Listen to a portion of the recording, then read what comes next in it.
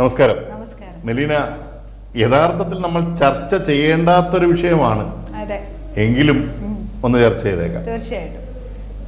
കേരളത്തിൽ ഇപ്പോൾ കത്തിയിരിക്കുന്നൊരു വിഷയമാണല്ലോ, ബോബി ചെമ്മണ്ണൂർ കുറ്റക്കാരനാണോ അതോ ഹണി റോസ് ആണോ കുറ്റക്കാരി? സാമൂഹിക പ്രവർത്തക എന്ന നിലയിലും ഒരു മീഡിയയിൽ വർക്ക് ചെയ്യുന്ന ഒരാള്, ഡബ്ബിംഗ് ആർട്ടിസ്റ്റ്, അങ്ങനെ നിരവധി ബന്ധങ്ങളുള്ള ഒരാളെന്ന നിലയിൽ മെലീന ഈ ഒരു വിഷയത്തെ എങ്ങനെയാണ് നോക്കിക്കാണുന്നത്? അത് ശരിക്കും പറഞ്ഞാൽ നമ്മൾ പ്രതീക്ഷിച്ചതിനേക്കാൾ കത്തി നിൽക്കുന്ന ഒരു വിഷയമായിട്ട് ഇപ്പൊ ഇത് മാറിയിട്ടുള്ളത് കൊണ്ട് തന്നെയാണ് ഇത് പറയാനും നമ്മൾ നിർബന്ധിതരാകുന്നത്. അത് ആദ്യം തന്നെ പ്രേക്ഷകരോട് പറയുകയാണ്. അല്ലാതെ ഇതിനെ അങ്ങ് ചർച്ച ചെയ്ത് കൊണ്ടുപോകണമെന്ന് നമുക്ക് ആർക്കും പേഴ്സണലി താല്പര്യമുള്ള ആളല്ല. ഈ പറയുന്നത് പോലെ ഈ ഒരു വിഷയം വന്ന സമയത്ത് ഹണി റോസ് എന്ന് പറയുന്ന ഒരു നടി ഒരു പരാതി ഉന്നയിച്ചപ്പോഴാണല്ലോ ഇത് ഇത്രയധികം സീരിയസിലേക്ക് വന്നതും അദ്ദേഹം ഇപ്പൊ ജയിലിലാകുന്ന ഒരു അവസ്ഥ വരെ എത്തി നിൽക്കുന്നത്. അപ്പൊ സ്വാഭാവികമായിട്ടും നമുക്കറിയാം, ബോബി ചെമ്മണ്ണൂർ എന്ന് പറയുന്ന വ്യക്തി നമുക്കൊക്കെ കാലങ്ങളായി പരിചിതനായ മനുഷ്യസ്നേഹിയാണ്. ഒരുപാട് ചാരിറ്റി പ്രവർത്തനങ്ങളൊക്കെ ചെയ്യുന്ന വ്യക്തിയാണ്. അദ്ദേഹത്തെ ഇന്റർവ്യൂ ചെയ്തിട്ടുണ്ട്, നേരിട്ട് സംസാരിച്ചിട്ടുണ്ട്, അതിനൊക്കെയുള്ള അവസരങ്ങൾ ഉണ്ടായിട്ടുണ്ട്. പക്ഷേ എനിക്ക് തോന്നുന്നു അത് ആ ഒരു കാലഘട്ടത്തിലൊക്കെ നമ്മൾ അദ്ദേഹത്തോട് സംസാരിച്ചിരുന്ന കാലഘട്ടത്തിലൊക്കെ അദ്ദേഹം വളരെ എക്സ്ട്രാ ഡീസന്റ് ആയിട്ടുള്ള സംസാര രീതി ഉണ്ടായിരുന്ന ഒരു മനുഷ്യനായിട്ടാണ് എനിക്ക്. സ്വാഭാവികമല്ലേ, നമ്മൾ തന്നെ സോഷ്യൽ മീഡിയയിൽ കാണുന്നുണ്ട്. ഇപ്പൊ ഹണി റോസ് എന്ന് പറയുന്ന ഈ ഒരു വ്യക്തിയുമായിട്ടുള്ള വിഷയം മാത്രമല്ലല്ലോ, വളരെ പ്രായം കുറഞ്ഞ കുട്ടികളോട് വരെ അദ്ദേഹം അശ്ലീലം കലർന്നിട്ടുള്ള രീതിയിലുള്ള സംസാര ശൈലി പിന്തുടരുന്നത് കണ്ടപ്പോൾ വളരെയധികം നമുക്ക് ഖേദം തോന്നി. അല്ല, ഹണി റോസിനോടൊന്ന് മാത്രമല്ല, ആരോ ഏത് പെണ്ണിനോടാണ് ഇയാൾ മാനോട് സംസാരിച്ചിട്ടുള്ളത്? അതെ, അങ്ങനെ ഒരു അവസ്ഥ കൊണ്ട് എത്തിച്ചു അദ്ദേഹം. അതെ, അപ്പൊ അങ്ങനെ വെച്ച് നോക്കുമ്പോ എല്ലാത്തിനും ഒരു തടയിടൽ വേണമല്ലോ സാർ, അല്ലെ? നമ്മൾ കുറെ കാലമൊക്കെ ആകുമ്പോൾ കാലം തന്നെ ഒരു പണി കൊടുക്കും. അപ്പൊ അതിനൊരു നിമിത്തമായത് എനിക്ക് തോന്നുന്നു ഹണി റോസ് തന്നെയാണ്. ഈ പ്രവർത്തനത്തിൽ ആത്മരോഷം ഉണ്ടായിട്ടുണ്ടോ?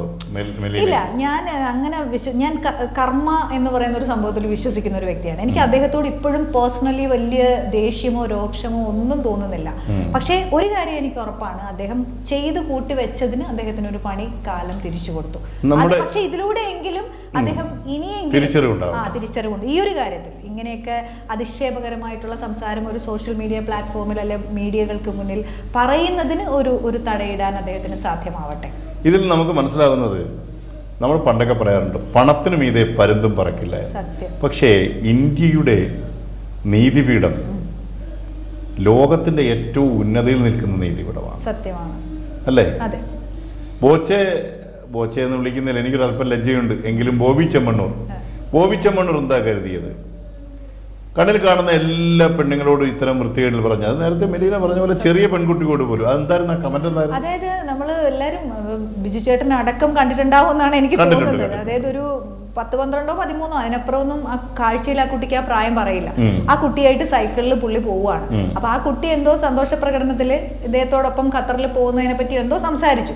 അപ്പൊ ഇദ്ദേഹം ഒച്ചത്തിലങ്ങ് വിളിച്ചു പോവാണ്, കണ്ടില്ല എന്റെ കൂടെ ഖത്തറിൽ വരണമെന്നാ പറയുന്നത്, ഞങ്ങൾ 2 പേരായിട്ട് പോയിട്ട് 3 പേരായിട്ട് തിരിച്ചു വരാൻ കേട്ടോ. എങ്ങനെയുണ്ട് ബോബി ചെമ്മണ്ണൂർ? ഞങ്ങളിപ്പോ ഈ പറഞ്ഞുകൊണ്ടിരിക്കുമ്പോ നിങ്ങൾ ജയിലിലാണ്.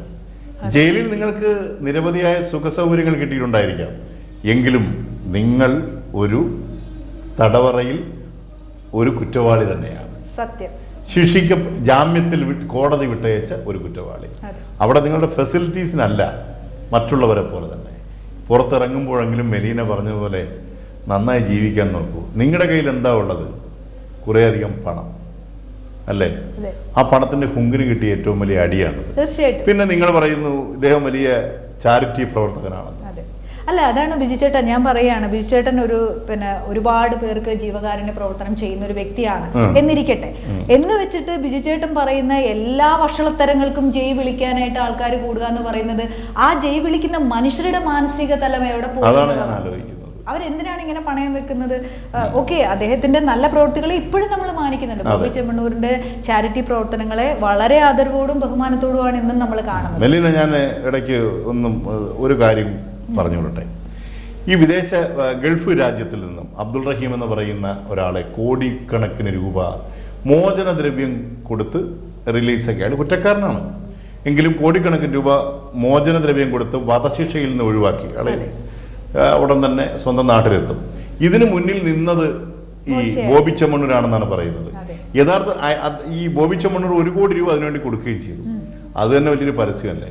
ഉറപ്പായിട്ടും ഒരു പരസ്യം സുപ്രധാനമായ ഒരു പത്രത്തിന്റെ ഏറ്റവും ഫ്രണ്ട് പേജിൽ കൊടുക്കുന്നതിന് എത്ര രൂപ എന്നറിയാലോ, അല്ലെങ്കിൽ ഒരു ചാനലിൽ കൊടുക്കുന്നതിന് എത്ര രൂപ? അപ്പൊ ബോബി ചെമ്മണ്ണൂർ ചെയ്യുന്ന എല്ലാ കാര്യങ്ങൾക്കും ഒരു വ്യവസായി എന്ന നിലയിൽ അദ്ദേഹത്തിന്റെ ബിസിനസ് മൈൻഡ് ഉണ്ട്. ഈ 1 കോടി രൂപ കൊടുത്തിട്ട് അദ്ദേഹം പ്രിവിലേജ് ഉണ്ടാക്കിയത് 100 crores-ന്റെയാണ്. ഉറപ്പായിട്ടും അദ്ദേഹം പക്ക ബിസിനസ്മാൻ ആണ് എന്നുള്ളത് മലയാളക്കാരെ മനസ്സുകൊണ്ട് പണ്ടേ സമ്മതിച്ച കാര്യമാണ്. അദ്ദേഹം ഈ പറഞ്ഞതുപോലെ പല ചാനലുകൾക്കും അദ്ദേഹം പരസ്യദാതാവല്ല. പല ആൾക്കാരും അദ്ദേഹത്തെ സമീപിച്ചിട്ടുണ്ട്. പക്ഷെ അദ്ദേഹം പറയുന്നത് എനിക്ക് തന്നെ ഇപ്പൊ സ്വയം മാർക്കറ്റ് ചെയ്യാൻ അറിയാം, നിങ്ങളുടെ സഹായം ആവശ്യമില്ല എന്ന് പറഞ്ഞുകൊണ്ട് പലർക്കും അദ്ദേഹം കൊടുത്തിട്ടുണ്ടാവില്ല. പക്ഷെ എനിക്ക് തോന്നുന്നു ഈ ഒരു കേസ് വന്നപ്പോൾ നമ്മള് കേരളത്തിലെ വളരെ പ്രമുഖമായ ഒരു ചാനല്, അദ്ദേഹത്തിന്റെ പരസ്യം പോകുന്ന ഒരു ചാനല് അദ്ദേഹത്തെ കുറിച്ച് വാർത്ത ചെയ്തപ്പോൾ അദ്ദേഹത്തിന്റെ സ്പോൺസർഷിപ്പില് ചെയ്ത കാഴ്ചയും നമ്മൾ കണ്ടതാണ്. അപ്പൊ എന്തായാലും ഇതിനൊക്കെ പിന്നിൽ ബോച്ചെ എന്ന് പറയുന്ന ആ ഒരു ബ്രാൻഡ് നെയിം കൊണ്ടുവരാൻ വേണ്ടി തന്നെയാണ് അദ്ദേഹം ഓരോ ചെറിയ കാര്യങ്ങളിലും ഓരോ കുഞ്ഞു ചുവടുവെപ്പിലും ശ്രമിച്ചുകൊണ്ടിരിക്കുന്നത് എന്നുള്ളതിൽ യാതൊരു സംശയവുമില്ല. ഈ സമ്പന്നരെന്നോ പാവപ്പെട്ടവരെന്നോ ഒന്നും ഇല്ല എങ്കിൽ തന്നെയും ഇയാള് ആ ചായക്കട ഐശ്വര്യോ? തീർച്ചയായിട്ടും ആ ചായക്കടയിൽ പോയിട്ട് ചേട്ടന്റെ സാധാരണ ചായക്കട തട്ടുകടയാണല്ലേ? അതെ അതെ അതെ, വൈഫ് നിപ്പുണ്ട്, പ്രായം ചെന്നൊരു സാധാരണ ഒരു പാവപ്പെട്ട മനുഷ്യൻ. അപ്പൊ പഴംപൊരി എടുത്ത് തളർന്നു കിടക്കുന്ന ഒരു പഴംപൊരി എടുത്തിട്ട് എന്താണ് ചേട്ടന്റെ പഴംപൊരി ഇങ്ങനെയാണോ എന്ന് പറഞ്ഞിട്ട് ചേച്ചിയോടും കൂടി അത് ചോദിക്കുന്നു. അപ്പോൾ ഇത്തരത്തിലുള്ള അശ്ലീലം, അപ്പൊ നോക്കൂ, അവിടെ ഒരു സ്ത്രീയെ പോലും അല്ല, ഒരു പുരുഷനായ ഒരാളെ കുറിച്ചാണ് അല്ലെ, ഒരു പുരുഷന്റെ അടുത്താണ്, പുരുഷന്റെ പിന്നെ പെണ്ണിനോട് അല്ലെങ്കിൽ അദ്ദേഹത്തിന്റെ കെട്ടിയോളോടാണ് ഈ ചോദ്യമൊക്കെ ചോദിക്കുന്നത്. അല്ല, ഇയാളുടെ തന്നെ ലൈംഗിക അവയവത്തെ കുറിച്ച് പബ്ലിക്കായിട്ട് പറയുന്ന ആളാണ്. എന്റെ പൊന്നു സുഹൃത്തെ, രഹസ്യമായി വെക്കാനുള്ളത് രഹസ്യമായും പരസ്യമാക്കേണ്ടവ പരസ്യമാക്കുകയും ചെയ്യുന്നതിന് വിവേകം എന്നാണ് പറയുന്നത് അല്ലേ? സത്യം. ഈ ഒരു ഞാനും മെരീനയൊക്കെ ഇട്ടിരിക്കുന്ന ഒരെണ്ണം തിക്നെസ് പോലും ഇല്ലാത്ത ഒരു തുണി ഉടുത്തു തുടങ്ങിയ നമ്മൾ മാത്രമല്ല, പഴയ കാലത്തിലെ മരവുരി മുതൽ തുടങ്ങിയതാണിത്. അക്കാലഘട്ടത്തിലും നഗ്നത മറയ്ക്കണമെന്ന ബോധ്യം മനുഷ്യനുണ്ടായിരുന്നു. പറയേണ്ട സ്ഥലത്താണ് പറയേണ്ടത്. ഇനി നമുക്ക് ഹണി റോസിലേക്ക് വരാം. ഹണി റോസ് ഒരു തെറ്റുകാരിയാണെന്നൊരിക്കലും നമുക്ക് തോന്നുന്നില്ല. എങ്കിലും ഞാൻ മറ്റൊരു കാര്യത്തിലേക്ക് പോവുകയാണ്. ഈ നമ്മുടെ ഷക്കീല എന്ന് പറയുന്നൊരു നടിയുണ്ടായിരുന്നു. ഞാൻ കമ്പയർ ചെയ്യല്ല, ഷക്കീല എന്ന് പറയുന്നൊരു നടിയുണ്ടായിരുന്നു. അന്ന് ഷക്കീലൊരു സിനിമ ഇറങ്ങി, കിന്നാരത്തുമ്പികൾ. ഞാൻ കണ്ടിട്ടുണ്ട് ആ സിനിമ. ഞാനും കണ്ടിട്ടുണ്ട്. എനിക്ക് തോന്നുന്നത് ഏഷ്യാനെറ്റിൽ വന്നപ്പോഴാണ്. ഏഷ്യാനെറ്റ് വന്നോ? പിന്നെ ഏഷ്യാനെറ്റ് എത്രയോ വർഷങ്ങൾ. കിന്നാരത്തുമ്പികൾ, അതായത് യാതൊരു ഒരു വടിവത്ത ശരീരമോ ഒന്നുമില്ലാത്ത ഭൂഷിണിയായ ഒരു സ്ത്രീ ആയിരുന്നു ഈ ഷക്കീല. അന്ന് മലയാള സിനിമയിൽ ഏറ്റവും സൂപ്പർ ഹിറ്റായ പടമാണ് കിന്നാരത്തുമ്പികൾ.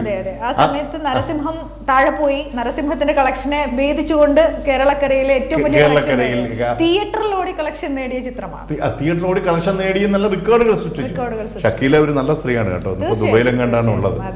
അപ്പൊ ഞാൻ കമ്പയർ ചെയ്യുന്നത് ഈ മലയാളികളുടെ സൗന്ദര്യ സങ്കല്പവും ചിന്തകളും ഒക്കെ ഇത്തരത്തിലാണ് പോകുന്നത്. ഹണി റോസ് എന്ന് പറയുന്ന സ്ത്രീക്ക് അവരുടെ മുഖത്തിന് തന്നെ നല്ലൊരു ഐശ്വര്യമുണ്ട്. അവരുടെ ശരീരഭംഗി അതിഗംഭീരമാണ്. തീർച്ചയായിട്ടും ആ ശരീരഭംഗിയെ അവർ ഈ ശരീരഭംഗിയെ പ്രദർശിപ്പിച്ചുകൊണ്ട്, എന്നാൽ ആ നഗ്നതയല്ല, അല്ലാതെ അവരുടെ ആരാധകരെ സംതൃപ്തിപ്പെടുത്തിക്കൊണ്ട്. അതിപ്പോ എല്ലാ സ്ത്രീകൾക്കും കിട്ടുന്ന കാര്യമാണോ? അല്ല. അപ്പം പിന്നെ വേറൊരു കാര്യമുണ്ട്. ഇപ്പം ബിജു ചേട്ടൻ പറഞ്ഞു വരുന്ന ഈ ഒരു വിഷയത്തില് ഹണി റോസിന് എതിരെ പറയുന്ന എല്ലാവരും ഇപ്പൊ ഉന്നയിക്കുന്ന ഒരു പ്രശ്നം, അവരുടെ വസ്ത്രധാരണ രീതി വളരെ മോശമാണ്. പബ്ലിക് പ്ലേസിൽ അവർ പ്രത്യക്ഷപ്പെടുന്നത് ഇങ്ങനെ ശരീരഭാഗങ്ങൾ പ്രദർശിപ്പിച്ചുകൊണ്ടാണ് എന്നുള്ളതാണ് ഏറ്റവും കൂടുതൽ ഇപ്പൊ ഇവർക്ക്. നമ്മുടെ നാട്ടിൽ കൂടെ പോകുന്ന ഈ ജട്ടിയും പ്രായമായിട്ടുണ്ട് പോകുന്ന ഈ ഫോറിനേഴ്സോ? അല്ല, അതാണ് ഞാനും ചോദിക്കാൻ വന്നത്. എനിക്കും തോന്നിയ ഒരു കാര്യം ഞാൻ പറയട്ടെ ബിജു ചേട്ടാ. ഹണി റോസ് ഒരു അധ്യാപികയോ സാമൂഹ്യ പ്രവർത്തകയോ സാംസ്കാരിക നായികയോ അല്ല. അവരുടെ ബാക്ക്ഗ്രൗണ്ട് എന്ന് പറയുന്നത് ഫിലിം ഇൻഡസ്ട്രിയാണ്. ഫിലിം ഇൻഡസ്ട്രി എന്ന് പറയുന്നത് ഗ്ലാമറിന്റെയും സൗന്ദര്യത്തിന്റെയും ലോകമാണ്. അഭിനയത്തിന് പ്രാധാന്യമുണ്ട്, കാര്യം ശരിയാണ്. എന്നാൽ പോലും നമ്മളിപ്പോ പൊതുവെ ഒരു ആണോ പെണ്ണോ നല്ല അടിപൊളിയായിട്ട് നിന്നാ അവനെ കാണാൻ സിനിമാ നടിയെ പോലുണ്ട്, അല്ലെ അവളെ കാണാൻ അയാളെ കാണാൻ സിനിമാ നടനെ പോലുണ്ട് എന്ന് പറയുന്നത് തന്നെ എന്താണ്? ഗ്ലാമർ, സൗന്ദര്യം, ഇതൊക്കെ ഇതിന്റെ മുഖമുദ്രയാണ്. അപ്പൊ ആ ഒരു ഫീൽഡിനെ റെപ്രസെന്റ് ചെയ്താണ് ഹണി റോസ് ഒരു ഉദ്ഘാടനത്തിന് വരുന്നത്. സ്വാഭാവികമായിട്ടും ഒരു സാധാരണ മനുഷ്യർ ഉപയോഗിക്കുന്നതിനേക്കാൾ വളരെ ബോൾഡ് ആയിട്ടുള്ള വസ്ത്രധാരണം ചൂസ് ചെയ്യുന്നവരുമാണ് സിനിമാ നടന്മാരും സിനിമാ നടിമാരും അല്ലെ. ഇപ്പൊ 50 വയസ്സിന് മേൽ പ്രായമുള്ള വിക്രം പോലും ചില പ്രൊമോഷൻസിന് എത്തുമ്പോൾ അദ്ദേഹത്തിന്റെ സ്റ്റൈലിഷ് ട്രെൻഡി ആയിട്ടുള്ള വസ്ത്രധാരണം കണ്ട് നമ്മൾ അന്തം വിട്ടു പോകാം. നമ്മുടെ മമ്മൂക്കയോ? അതെ, മമ്മൂക്ക 74 വയസ്സിലും അദ്ദേഹം ട്രെൻഡിങ് ആയിട്ടുള്ള ഡ്രസ്സും സ്റ്റൈലും ആയിട്ട് ഒരു വേദിയിൽ വരുന്നത് നമ്മൾ കാണാറുണ്ട്. മമ്മൂക്ക നമസ്കാരം.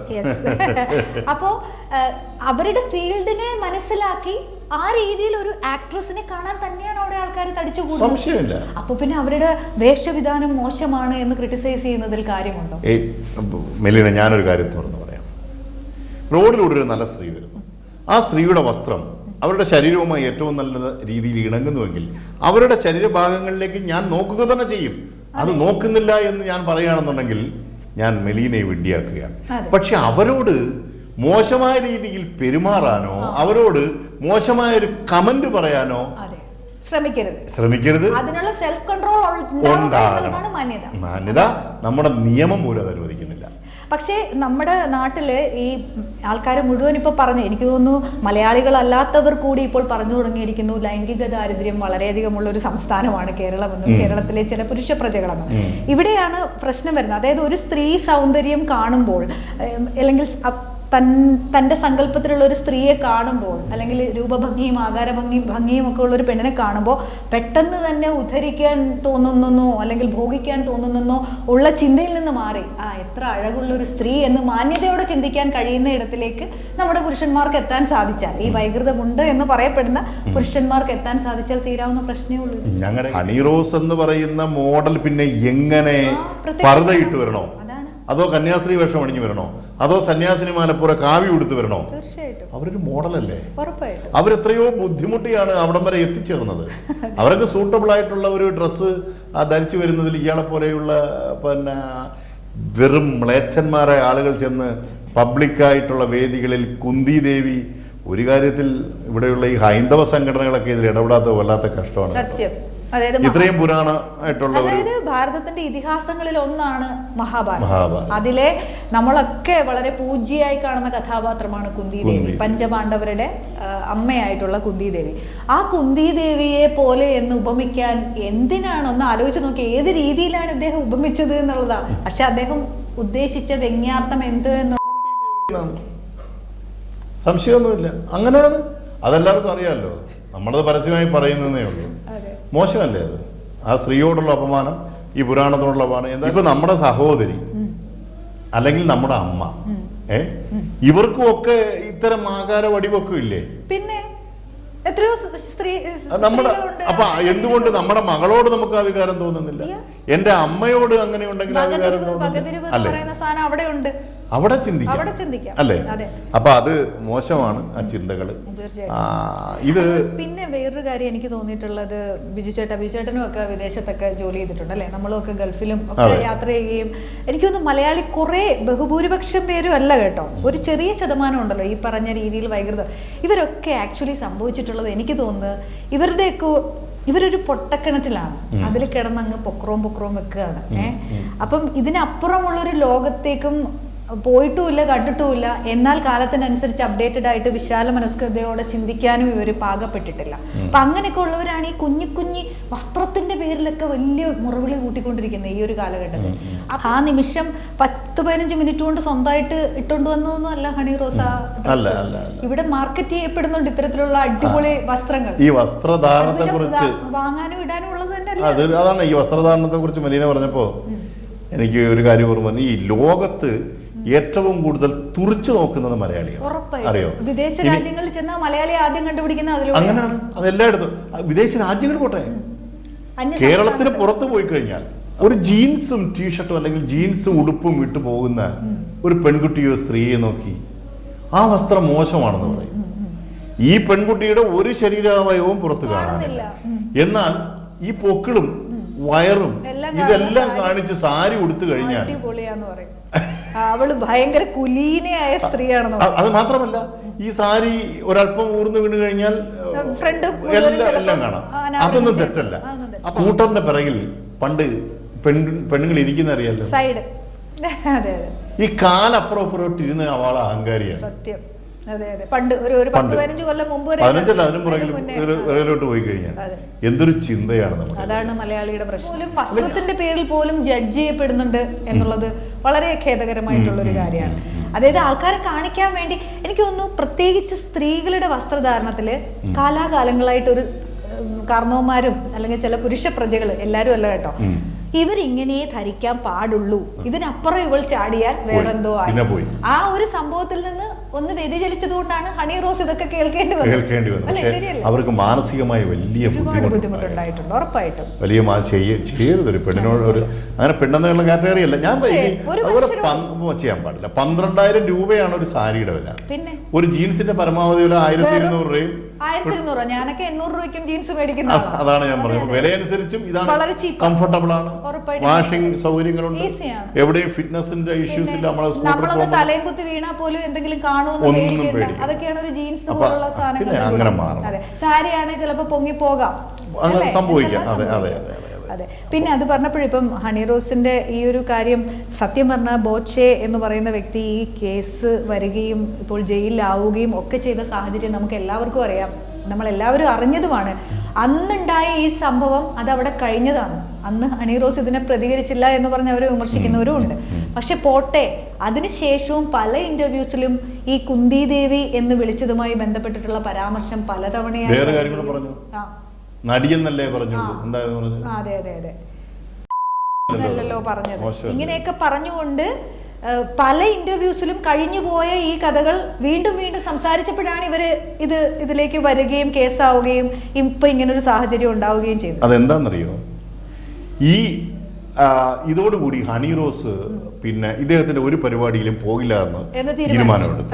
അത് ഇയാൾക്കൊരു റിവഞ്ചു ആയി. പിന്നെ ഈ ഹണി റോസിന്റെ പരിപാടികളിൽ വിളിക്കാതെ തന്നെ ചെല്ലുകയും ഇവരെ ഈ അശ്ലീല പരാമർശങ്ങൾ നടത്തുകയും കിട്ടുന്ന മീഡിയ, അത് ചെറിയൊരു മീഡിയ പോലും അവിടെ എല്ലാം നടത്തുകയും ചെയ്യുന്ന ഒരു വലിയ അഹങ്കാരത്തിലേക്ക്, ഏറ്റവും തരംതാണ രീതിയിലേക്ക് ബോബി ചെമ്മണ്ണൂർ മാറി. അയാളുടെ വ്യവസായല്ലേ, പക്ഷെ ഇപ്പൊ അയാളുടെ വ്യവസായം വരെ വല്ലാത്ത പ്രതിസന്ധി നേരിടുകയാണ്. തീർച്ചയായിട്ടും ഇപ്പം ജയിലിലാണ്. എന്തൊക്കെയായാലും ആ ഒരു പണി അദ്ദേഹത്തിന് കിട്ടി, കിട്ടേണ്ട പണിയാണ്. ഇത് മറ്റു പലർക്കും ഒരു പാഠം കൂടാണ്. ഇപ്പൊ നമ്മുടെ ഹേമ കമ്മീഷൻ റിപ്പോർട്ട് വന്നതോടുകൂടി സിനിമാ രംഗം ഏകദേശമൊക്കെ ശുദ്ധീകരിച്ചായി. അതുപോലെ ഇങ്ങനെയുള്ള ചില ഞരമ്പന്മാർക്കുള്ള ഒരു വലിയ ജീവിച്ചിരിക്കുന്ന രക്തസാക്ഷി കൂടിയാണ് പ്രിയപ്പെട്ട ബോച്ചെ.